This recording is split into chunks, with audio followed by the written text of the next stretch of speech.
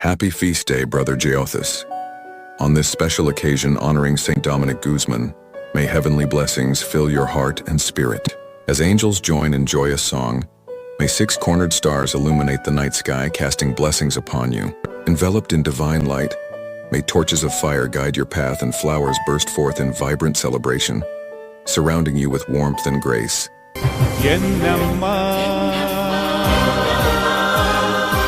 എന്നമ്മ എനിക്കു തന്ന പവിത്രമായൊരു ജപമാല